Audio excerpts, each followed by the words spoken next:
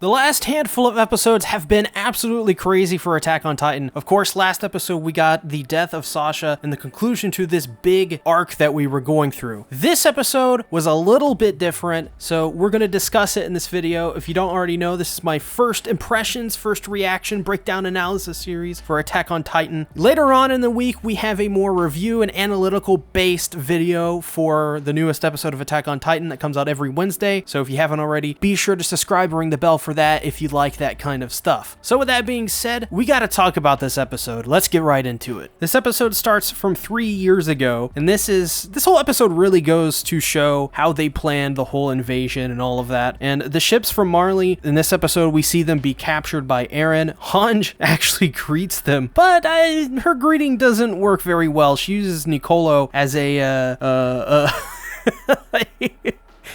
meat shield, and Nicolo just goes, forget about me, shoot these devils.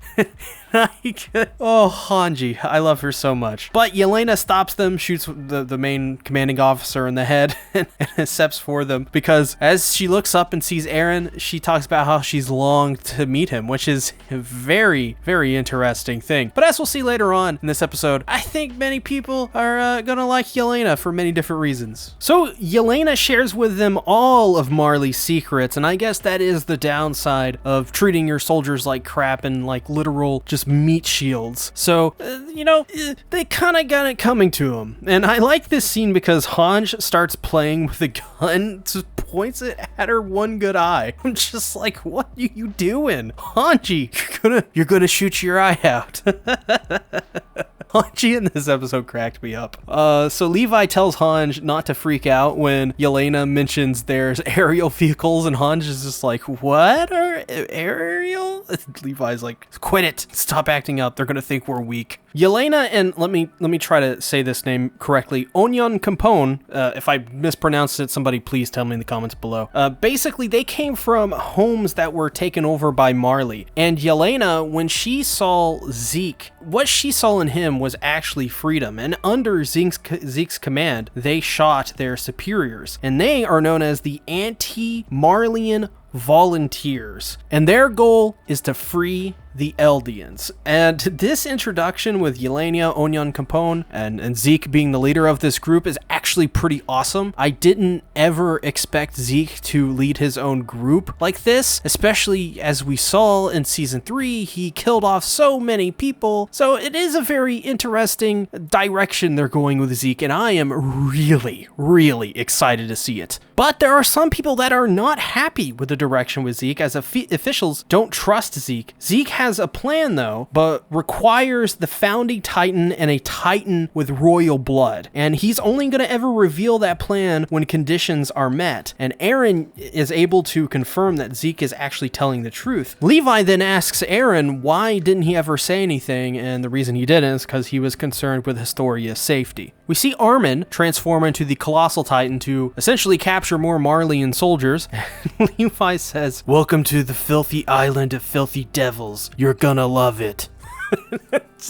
God, Levi is amazing. I love that guy. Then we see a couple of examples of them learning to trust the Marleyan soldiers. Onyon Compones, they talk about his skin color and his religion, which I found to be a really cool scene. And of course, we get a scene with Sasha eating seafood. No doubts that this episode was a send-off to Sasha's character. Just one last time seeing her, and it was very sad. Every time I talk about Sasha, I gotta hold back my tears, because, man, I'm not even kidding. Last week, I almost cried recording my reaction to Sasha dying because I just loved her so much. You probably could hear it in my voice there at the beginning when I started talking about her. It's just, it sucks. In the next scene, Eren asks Armin has he gotten anything useful from Berthold's memories, and Armin doesn't really get anything from them, nothing of use anyways, but I do wonder what Armin thinks of Berthold's memories. But what's important in this scene is the interactions between Armin, Eren, and Mikasa, because Armin just wants to talk all of this out with Marley and settle it through more peaceful methods. Even Mikasa wants to do so, and Mikasa is a killing machine. And Eren seems to just want to go through with the plan, which I found so interesting because it feels like Eren is such a different character at this point. Whatever happened after that big battle in season 3, Eren just has not been the same. We even see that from Armin. Armin says he just doesn't know Eren anymore, which is a very telling scene. But we got, oh man, this scene was so heartbreaking to me. We see a scene where Niccolo goes to visit Sasha's grave and he's getting beat up. Niccolo meets Sasha's parents, and it's very obvious that Niccolo had some sort of feeling for Sasha, as he would always blush when she was eating his food. Niccolo wants her parents to eat his food, which I think is so, it's just so heartbreaking. It really is. Then we get a scene with Zeke and Levi in a carriage together, and there's a lot of tension between these two. Like, my lord. Levi wants to chop him up for his plan. Levi doesn't even know what his plan is, but Levi's like, I can't wait to, like, kill you. Which, I mean, come on. That's incredible. For Levi to hold that much of a grudge, and Zeke doesn't seem to really care too much, though. A very, very, very interesting scene that I'm sure we're going to have a lot of theories on. I'll say some here in a second, but especially on my Wednesday video, so be sure to subscribe and ring the bell if you haven't already. Yelena hands over the serum, and Pixies says that they'll manage with this much so they don't have to learn how to make more of it.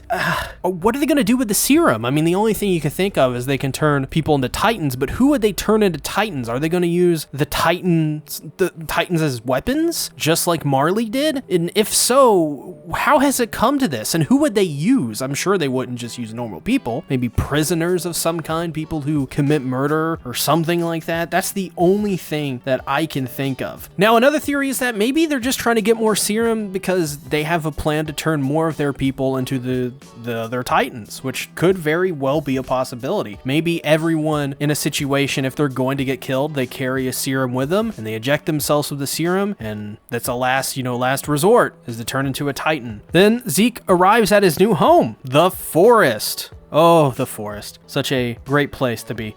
Zeke talks about how beautiful it is and wants to show Gabby and Falco. And, well, Gabby and Falco, they're both in a cell, and it seems Gabby really hates Eren. She's just sitting there biting her nails, looking like she hasn't showered in 8 years, talking about how much she hates Eren and how awful he is. And all I can think of is just, is anybody like gonna talk to this girl? Can they get a meeting between Gabby and Eren, and Gabby, just would be like, hey, I hate you, and Eren would be like, don't worry, it's a misunderstanding, it's fine, reason we're doing this is like, I'm sorry. Can we get that? Because I feel like that would really just alleviate a lot of tensions. Then we see the last scene of this episode, which is a great scene. Armin realizes that they killed any chances of peace and that really they had no other options to begin with anyways. And then we see Annie in her crystal form, and all I can say is, are we gonna see Annie again? Is it time to finally see Annie? I don't know. I would like to hear your thoughts though down in the comments below. I think it's great that we saw Annie in the last scene of this episode. It really, I mean, she's been in that crystal since season 1, so I really cannot wait to see Annie again, if we're gonna see her again. She is the Armored Titan after all, so eventually we're gonna have to see her some way or another. But with that being said, thank you all for watching this video. This is my first impressions breakdown analysis, a basic one of Attack on Titan Final Season, Episode 9. If you haven't already, be sure to subscribe and ring the bell, because later on in the week we'll have a new video on this episode. It's more of a review and analytical based. As well, we have